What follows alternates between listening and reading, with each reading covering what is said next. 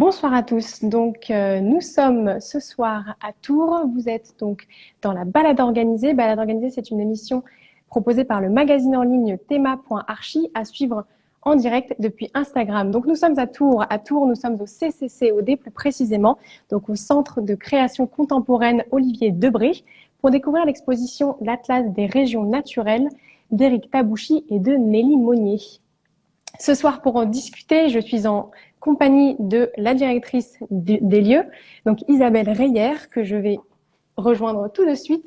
Mais pour l'heure, pour vous qui nous suivez en direct, n'hésitez pas à nous faire parvenir vos questions et vos commentaires. Nous y répondrons tout au long de la visite qui commence dès maintenant. Hop. Bonsoir, Isabelle. Bonsoir. Merci beaucoup de nous recevoir au CCCOD pour cette superbe exposition. Alors, nous sommes entourés ici de pas mal de cartes, de cartes de France, mais aussi de l'Indre-et-Loire. De quoi il s'agit finalement dans cette exposition? Alors, de quoi s'agit-il? Donc, nous avons invité Éric Tabouchy à venir investir les lieux du CCCOD. Donc, le CCCOD qui est déjà un bâtiment construit par des architectes portugais qui a été inauguré en 2017. Et donc, un bâtiment très contemporain qui dialogue avec la ville et qui dialogue avec l'extérieur, qui joue vraiment les jeux intérieur-extérieur. Et c'est vrai que Éric Tabouchy, photographe, qui s'intéresse beaucoup aux questions de territoire, aux questions de paysage, aux questions de bâti, aux questions de nature et de relations entre bâti et nature, a beaucoup aimé cet endroit déjà. Et il était vraiment très enchanté de venir montrer cette première étape d'un travail, qui est un travail qu'il appelle donc Atlas des régions naturelles, qui est une grande entreprise qu'il souhaite mener pendant une dizaine d'années.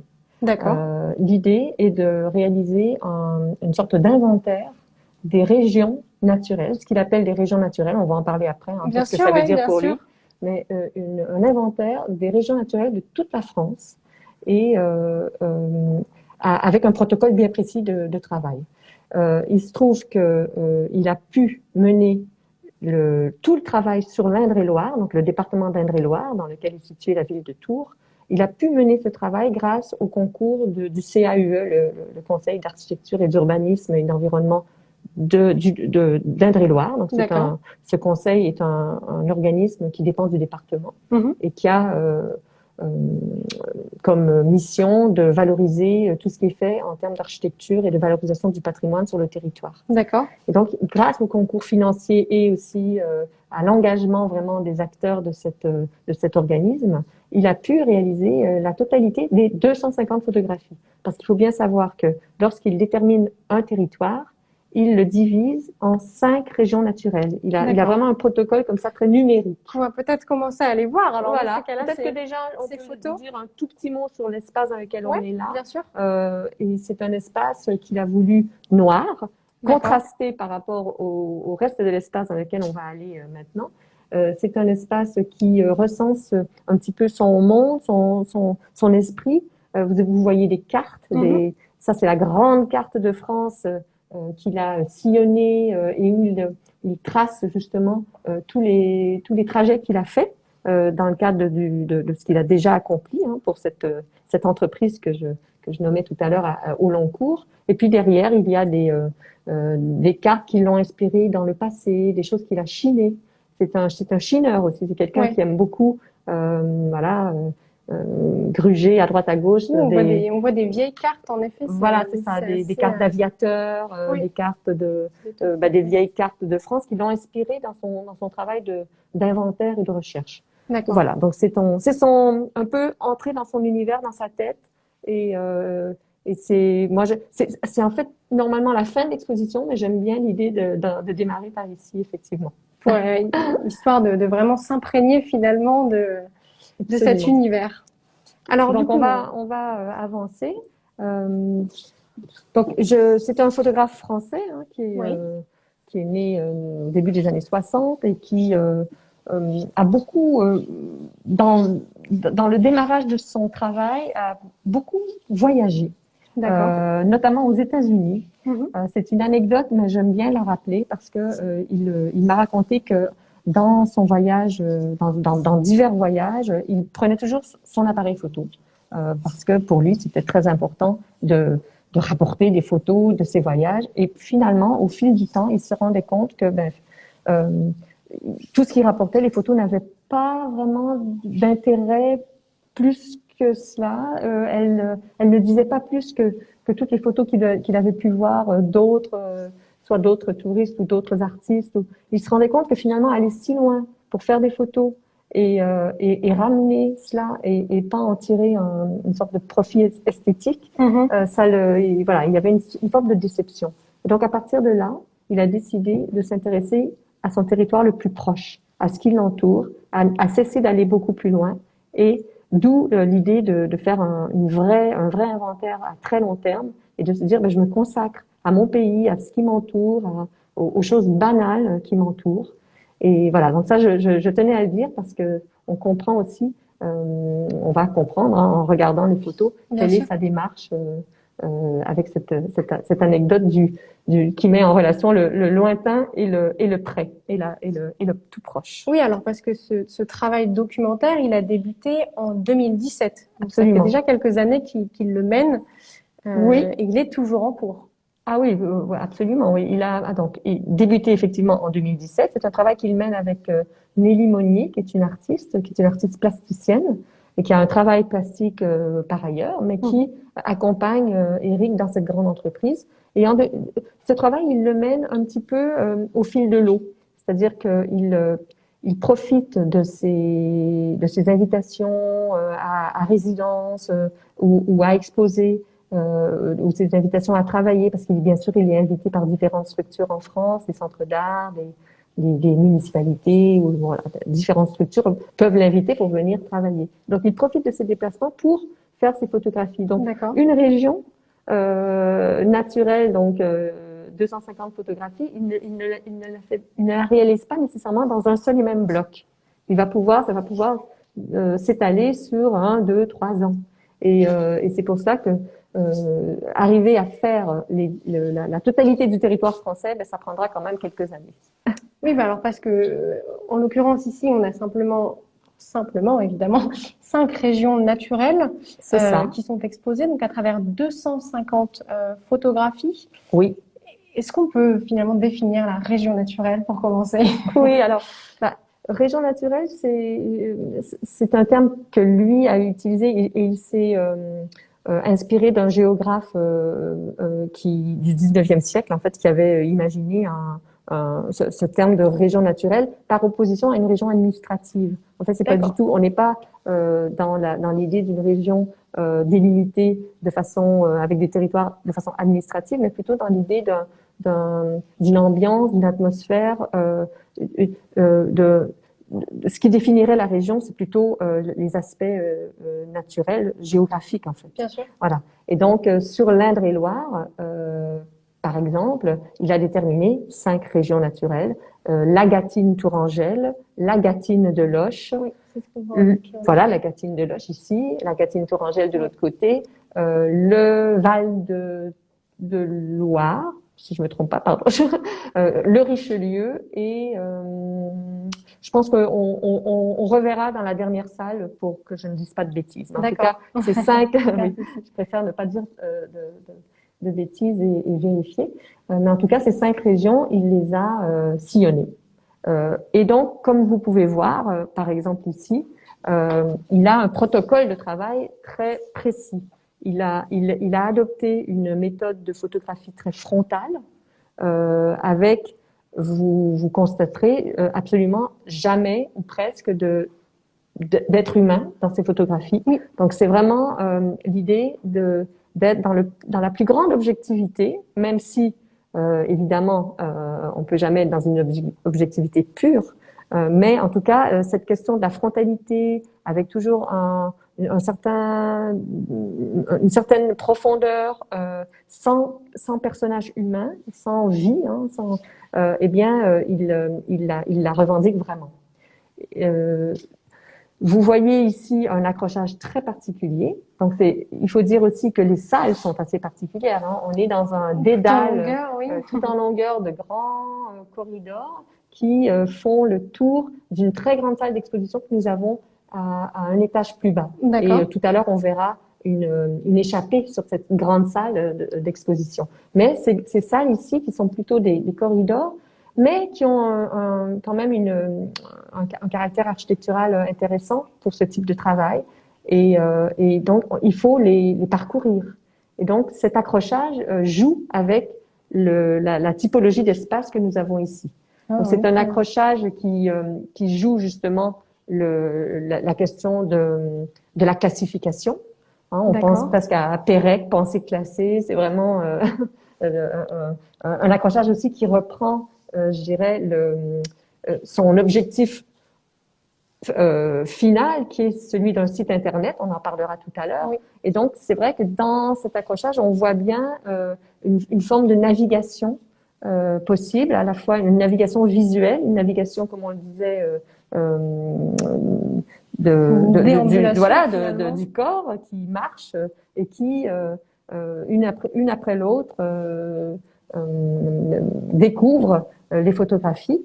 Et il a joué également un accrochage qui alterne entre grandes frises horizontales et quelques tracés verticaux. Et d'où cette question aussi de site internet où on peut, quand on navigue sur un site internet, on va on scroll, voilà. Donc c'est un petit peu cet esprit. Et par exemple, si on s'arrête sur cette frise ici, qui est en verticalité, on voit bien que dans la verticalité, il a joué plutôt le caractère formel les reconnaissances visuelles qu'on peut avoir. Voilà, on a le pignon qu'on va retrouver sur les 3 photographies. Alors que dans la très grande frise, il joue plutôt la description d'une région. La description d'une région avec tous ses caractères, avec toutes ces typologies, à la fois de bâti, mais aussi de paysages.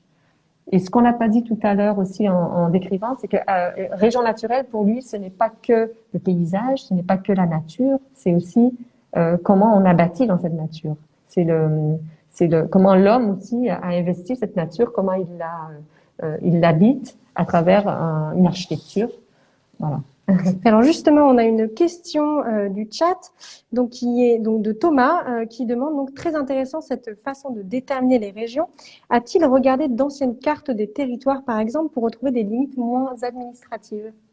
Ah oui, tout à fait. Oui, comme je le disais tout à l'heure, il chine énormément de cartes et il est constamment en train de trouver des nouvelles cartes, de les regarder. Et pour lui, c'était important de comprendre toutes les classifications qui avaient pu exister avant et de voir comment là, lui, je dis pas qu'il l'invente parce que, comme je le disais, il s'inspire quand même d'un géographe plus ancien, mais il se concentre en tout cas sur une forme de classification qui exclut entièrement les questions administratives. D'accord. Gâtine-Tourangelle, ça n'a aucune valeur juridique, aucune valeur administrative. C'est bon à savoir, en effet. Voilà. D'accord. J'espère que j'ai bien répondu à la question de Thomas. Je pense, Thomas nous le dira. Et ça me fait donc penser, n'hésitez pas donc à nous faire parvenir vos commentaires et vos questions. Donc nous y répondons en direct et nous continuons notre visite. Peut-être qu'on peut avancer un petit peu. Oui, on va avancer. Alors, donc, une chose intéressante aussi, c'est que c'est une exposition donc qui parle du territoire dans lequel elle est installée, hein, l'Indre-et-Loire. Donc, il est vrai que pour un public local qui a grandi ici, qui vit ici, c'est une exposition qui vient vraiment chercher un petit peu l'intimité des gens. Il y a une vraie complicité qui se crée entre le peu de personnes qui ont pu la voir pour l'instant, mais on fait beaucoup de visites numériques, donc ça aide aussi à découvrir l'exposition. Malheureusement, cette exposition n'a pas encore ouvert et on espère qu'elle ouvrira car elle se termine le 6 juin. Oui, elle a été prolongée. Elle a été prolongée, donc j'espère que vous pourrez venir, que le public pourra venir la voir. Mais quand on regarde ces photographies qui sont somme toute extrêmement banales, qui montrent un patrimoine d'une banalité assez déconcertante. Hein, là, on voit ça, par exemple, On a des façades de magasins tout à fait triviaux et qui sont en plus désaffectés. Donc c'est un regard sur, je le disais un petit peu en préambule, mais sur ce qu'on a autour de nous, de notre quotidien, et qui est de la plus grande banalité. Mais c'est aussi un regard sur, je dirais, la mutation de notre territoire. Les évolutions sur aussi les évolutions de notre territoire, oui. Absolument. Sur comment une France, une certaine France est en train de disparaître et comment est-ce que certainement il y aura du nouveau, parce qu'on sent bien que là on est dans une phase de transition. Ça va certainement être des lieux qui seront rasés et reconstruits. Et donc il y a cette espèce de d'ambivalence ou d'entre-deux finalement, oui, qui... Voilà. Et c'est vraiment son regard à la fois sensible, mais aussi critique. Il le revendique pas, mais quand même, on sent parfois une certaine, en tout cas, une volonté de dire des choses sur le changement, sur les changements dans notre société. On voit ça, par exemple, ici, Ingrande de Touraine, ses vins réputés, Bourgueil, origine contrôlée, ses fruits, ses primeurs, cette manière d'afficher le patrimoine d'un village à l'entrée du village. Ça, c'est des choses qu'on voit plus de du tout. valoriser un petit peu les savoir-faire d'un village. Voilà, c'est vrai que c'est quelque chose qui ouais. qu'on ne fait plus de cette manière-là, en tout cas. On fait moins, oui, effectivement. Donc là, ici, on est dans le Val-de-Loire, Tourangeau, je le disais tout à l'heure. C'est tout proche de notre ville, Tours. On a la Loire, par exemple. Donc, c'est aussi montrer comment le paysage est aussi une forme de comment dire, c'est quelque chose qui est très important pour chaque citoyen. Qui nous relie, paysage, et qui le paysage qui entoure une ville est toujours très important. Par exemple, à Tours, la Loire, c'est quelque chose d'extrêmement précieux pour les citoyens, les citadins. Et donc, Éric Tabouchi cherche aussi à montrer cet aspect-là des choses. Les spécificités finalement d'un territoire, et à la fois, ce sont aussi des photos, des paysages qui parlent un petit peu à tout le monde finalement. Sans avoir certaines informations sur une photo comme celle-ci, ou bien celle-ci évidemment, ce sont des images qu'on a tous pu voir sur une route de vacances, ou bien voilà, le village des grands-parents dans lequel on passe à l'occasion. Donc il y a aussi à la fois des spécificités du territoire et puis quelque chose qui relie tout le monde, comme vous disiez. Oui, c'est exactement. On a presque l'impression, et comme vous dites, de faire d'être en voiture et de rouler et de voir des paysages qui défilent comme ça, qui sont tellement,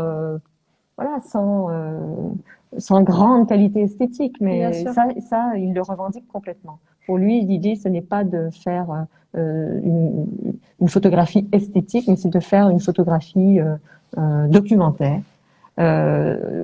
On en parlait juste avant lorsqu'on discutait. Il a un protocole. Il ne souhaite jamais passer plus de 10 minutes sur chaque image.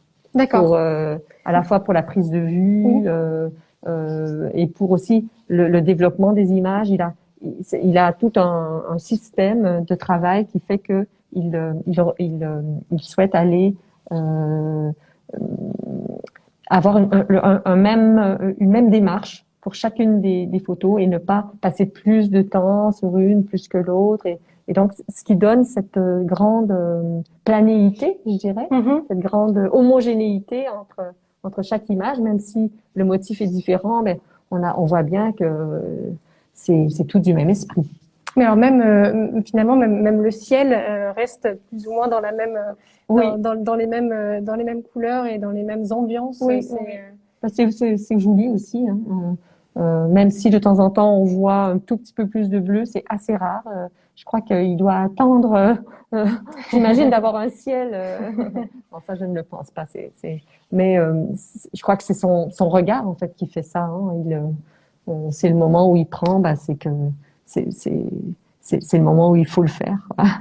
Et alors, finalement, on a quasiment jamais aucun monument, quelque chose de, des images assez caractéristiques de la France, ces châteaux, et puis voilà, ce que les touristes viennent y chercher d'une certaine manière, touristes étrangers, j'entends, ou bien français même, et ce qui peut permettre à une région aussi de se développer et de se mettre en avant. Ici, on n'a pas tout ça, on n'a pas cette vision de la région par certains monuments un petit peu caractéristiques. Voilà, oui. Il se démarque entièrement de toute entreprise un peu touristique ou esthétique ou publicitaire et pour s'intéresser plutôt, comme je le disais, hein, vraiment à la banalité du quotidien et aussi, comme je le disais, aux choses qui sont sans grande qualité esthétique dans le bâtiment. Ou parfois, quand il y a une qualité esthétique, et je vous montrerai tout à l'heure une photo, ce sont souvent des bâtiments qui sont à l'abandon et qui sont donc destinés pour montrer aussi pourquoi. Je pense que c'est là que son regard critique intervient. Pourquoi ce bâtiment, alors qu'il est si beau, est délaissé, et pourquoi d'autres bâtiments qui sont, on voit comme celui-ci, une architecture contemporaine qui a quand même pas une valeur d'architecture contemporaine extrêmement voilà, de qualité. Bon, c'est mon point de vue. C'est recevable. Alors, nous avons une question. Alors, pour le coup, c'est Marie Roger. J'espère ne pas écorcher de nom. Donc, la question, c'est pensez-vous qu'il va faire de même à l'étranger? Non. Il n'a pas Je suis à peu près prévu sûre qu'il ne le fera pas. D'accord. Parce que, en tout cas, c'est ce que moi, il m'a vraiment expliqué que son désir était de voir le plus près de lui et qu'il s'était, comme je le disais, rendu compte que il ne s'agissait pas d'aller très loin parce qu'on ne voyait pas, on ne passait pas suffisamment de temps à regarder ce qui nous entourait. D'accord. Et son objectif est réellement en tout cas, de travailler dans cette façon de travailler très protocolaire et avec l'idée de faire un inventaire. Je crois pas qu'il le fasse à l'étranger. D'accord. Non.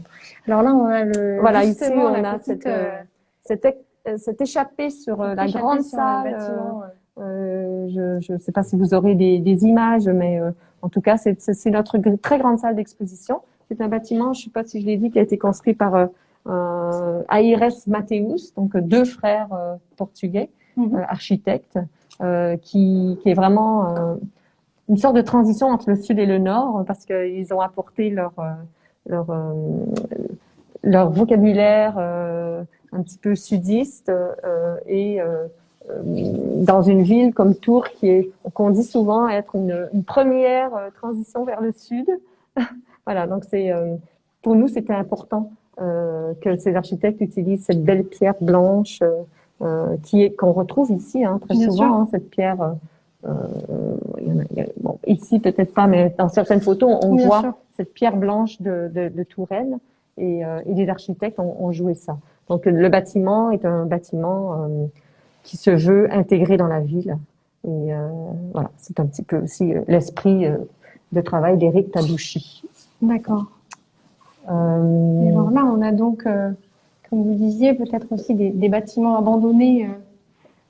Oui, on a beaucoup de bâtiments qui sont plutôt liés au travail agricole, au métier, justement à toutes ces personnes qui vivent dans la ruralité. C'est une exposition qui traite plus de ruralité que d'urbanisme, que d'urbanité plutôt. Et donc, on a énormément de typologies, mais c'est aussi pour montrer la matière. C'est pas uniquement le bâti, mais c'est aussi une sorte de travail sur la qualité des couleurs ou la non-qualité des couleurs parfois. Et voilà, c'est quelqu'un qui a un regard sur presque sculptural. En fait, il transforme les bâtiments qui sont des bâtiments sans grande valeur architecturale, mais presque en sculpture. Mais alors, on a justement une question sur cette thématique. Comment Éric Tabouchi, évidemment, sélectionne les bâtiments qu'il photographie? Est-ce que vous avez un petit peu de... Je pense il y a déjà les coups de cœur, comme celui-ci, qui est un vieux garage qui est à Sainte-Maure de Touraine, qui a vraiment une forme architecturale magnifique. C'est une vraie sculpture. Donc là, c'est un coup de cœur. Et je pense que aussi, par ailleurs, il y a des typologies qu'on retrouve partout en France. Par exemple, le château d'eau. Le château d'eau, il va revenir tout le temps parce que il sait très bien que dans toute la France, il trouvera des châteaux d'eau et que les châteaux d'eau, il y en a des dizaines et des dizaines de formes différentes. Justement. Voilà. Ensuite, il s'intéresse beaucoup aux façades. Donc là, une fois qu'il a dit ça, bon, la façade, il peut aller trouver une façade de commerce, une façade de maison, une façade de... On en a, oui, là, des façades de commerce. Ici, le café du commerce, le café de l'agriculture, la boulangerie-pâtisserie. Donc, comment il les choisit? Il les choisit à la fois en constatant que en France, partout en France, on a le même type de lieux. Par exemple, il s'est énormément intéressé aux discothèques. D'accord. Quand on regarde son site internet, on a une entrée discothèque et on peut cliquer mot-clé discothèque et on va avoir toutes les discothèques de France et de Navarre. Voilà, donc je pense qu'il y a deux manières de choisir pour lui. C'est à la fois les coups de cœur ou les choses qui justement vont l'interpeller ici, qui sont un peu cocasses, qui sont un petit peu inusité comme ça, un peu qui renvoie à un souvenir, qui renvoie aussi à une certaine vie du territoire à un instant T. Absolument. Oui. Oui. Ça c'est vraiment un aspect important de son travail. On le disait aussi, c'est un peu il montre un peu une mémoire, la mémoire d'un territoire. Quand on dit c'est un territoire, il appelle à se plonger dans le passé, dans la mémoire, et puis peut-être à envisager le futur aussi. Et le futur, d'ailleurs, il est aussi donc dans son site internet qu'on va peut-être aller finalement découvrir. On va aller le découvrir, mais le mieux, c'est de le découvrir à la maison parce qu'on peut y passer énormément de temps. C'est un site internet que je trouve moi assez amusant et très bien fait, qui va se développer au fil du temps, puisque bien sûr l'entreprise est sur le long terme. Bien donc, mais il a construit un site internet qui s'appelle donc Atlas des régions naturelles. Voilà, dont on a même l'adresse ici. Voilà, je vais vous laisser la www.archive-arn.fr, il manque le point. Mais les gens devineront. Mais ils devineront. Et puis, donc, ici, ce site internet, on a voulu le présenter en grande projection dans cette salle. Et les visiteurs peuvent même jouer, entrer dedans avec la souris. On a 2 postes de recherche. Et donc, l'esprit du site traduit vraiment son esprit d'exhaustivité et d'inventaire, son objectif d'exhaustivité et d'inventaire. Et il est classé. On a d'une part une très grande carte de France avec tous les départements où on peut aller cliquer pour voir quelles photos ont été réalisées. Mais on a aussi tous les mots-clés qui permettent d'entrer dans les choix justement qu'il a fait. Par exemple, habitat mobile, grande ville. Donc, si on clique, à chaque recherche, on peut associer plusieurs mots-clés, évidemment. Donc, on peut faire grande ville avec maison bourgeoise et devanture. Et là, on aura toutes les devantures de maisons bourgeoises dans les grandes villes. Alors, prise actuellement, puisque pour le coup, donc voilà, le projet est encore en cours. L'objectif, donc, c'est 25 000 photographies. C'est ça, exactement. Pour l'instant, on en est où? Ça, c'est une vraie question parce que il avance toujours. Là, en ce moment, il est beaucoup en Haute-Savoie parce qu'il a été invité par le Centre d'art d'Annemasse, la Villa du Parc. Il va faire une exposition là-bas. Je crois, cet été ou à l'automne. Et donc, comme il était beaucoup là-bas pour préparer l'exposition, il a couvert toute la région d'Haute-Savoie pendant l'hiver. Et ceux qui le suivent sur les réseaux sociaux voient l'évolution de son travail. Donc, on en est où? Je pourrais pas vous dire précisément. On n'en est pas à la moitié, je crois. Ça, c'est sûr. Il a couvert la région Grand Est parce qu'il a eu aussi à travailler là-bas. La Bretagne également parce qu'il prépare une exposition aussi en Bretagne. Mais il avance tout doucement au fil, comme je disais, de ses déplacements. Et alors, il y a quelque chose aussi à mentionner. Donc, Éric Tabouchi ne travaille pas seul. Oui. Il travaille aussi donc avec Nelly Monnier. Vous en parliez plus tôt donc qui est une artiste et plasticienne. Oui. Elle a réalisé aussi ces petits écussons qui sont présents dans l'exposition. Et voilà, il faut mentionner quand même que c'est un travail. Un bon travail de Nelly Monnier qui, justement, qui est sa contribution à ce projet, entre autres. Hein, et ces petits écussons sont des motifs stylisés on va dire, d'identité de chaque territoire. Donc, on a, par exemple, les grandes cheminées d'usines. Ben, j'imagine que ça doit être le Nord. Voilà, voilà. J'ai pas en tête exactement toutes les typologie, Bien mais sûr. elle associe finalement un motif à une région. Et ça, justement, moi, j'aime beaucoup ce travail parce qu'il devient, c'est la subjectivité totale là qui vient se confronter à l'objectivité des photographies.